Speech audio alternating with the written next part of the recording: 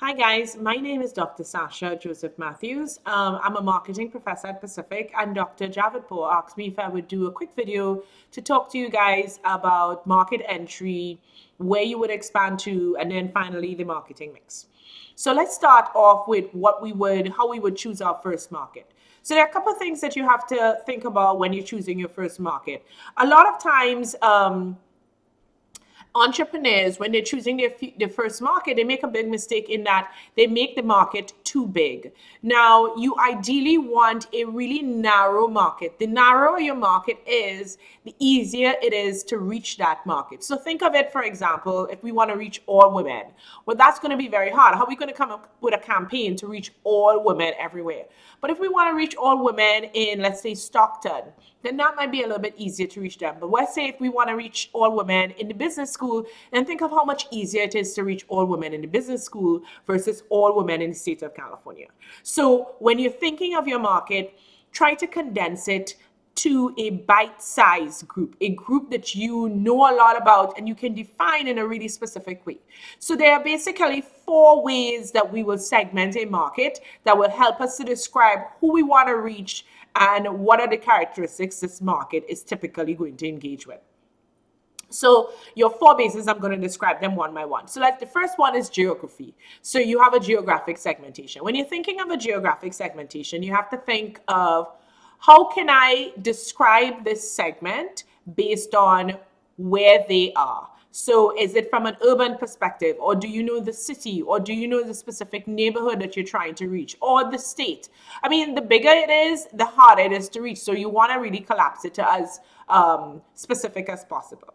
The next segmentation has to do with demographics. Now, demographics is probably your biggest segmentation group because you're going to talk about income, you're going to talk about education, gender, race, ethnicity, sexual orientation, all of these different components make up your demographic segmentation. So you're going to talk about women of a particular age or particular educational background, women who are in 25 to 35, who have a first degree, who make a particular income bracket, who that's all of the, or have a particular religious persuasion. Those are all demographic variables. Your next segmentation has to do with psychographics. Now, when you're thinking of psychographics, I want you to think of a combination between maybe personality and demographics. So, for example, Jeep uses psychographic segmentation because they know that people who buy a Jeep run the gamut in terms of demographics, but they all are active lifestyle people. And so that's a psychographic segmentation. People who like to go to the opera, psychographic segmentation. People who are crafters, psychographic segmentation. People who are active runners, psychographic segmentation. So when you're thinking of psychographic segmentation, maybe tourists, but tourists of a particular country, people who like to travel, etc. You're thinking of the benefits that people are seeking out when they are buying your product.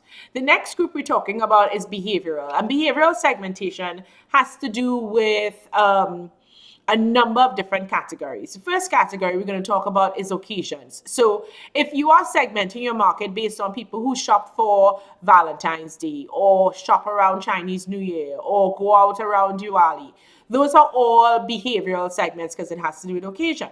The other segment, the other way we will describe behavioral segmentation has to do with light or heavy users. So maybe you have people who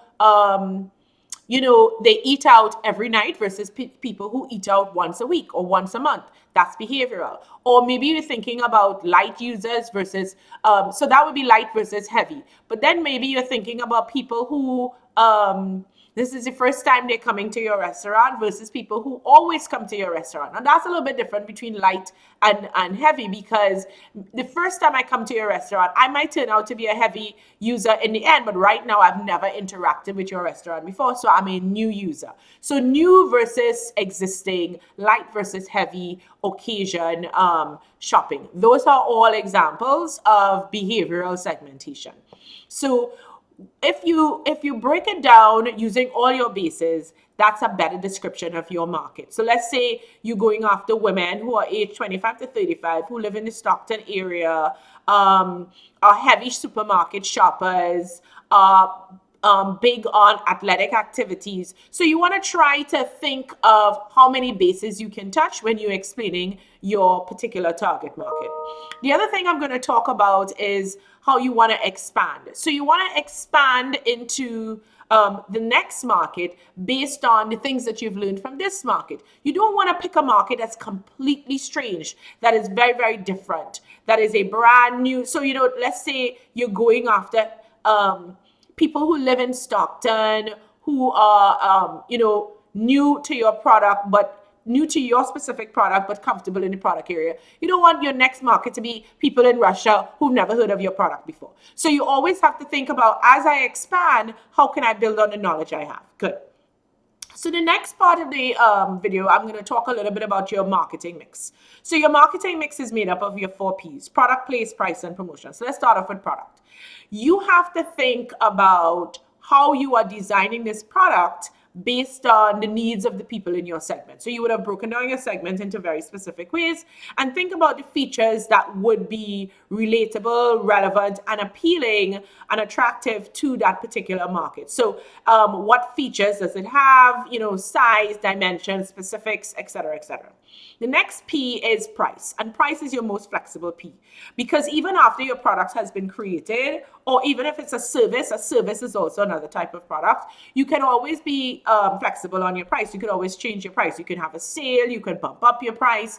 So you have to think about, what is your price point? Now, when you're thinking about price, you have to think about not just your specific price, but what we talk about is your reference price. What does reference price mean? Reference price has to do with when people think of the price, what do they think? So let's think of bread. So I know the cost of bread is not going to be less than $1. But at the same time, it's not going to be more than $7. It's probably going to be around $3 or $4. That's reference pricing. So when you're picking a price, you have to know what the reference price is in people's minds so that you can price it accordingly. You don't want to price yourself out the market, and you don't want to price it too low so that you're losing out on profit.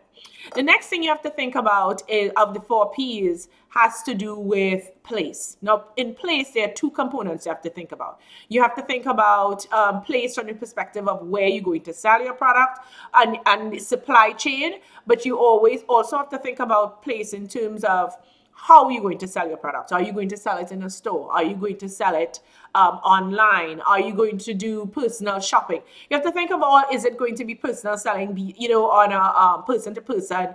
So you have to think about all of those things when you're thinking about place, not just where in terms of location you're going to actually sell this product.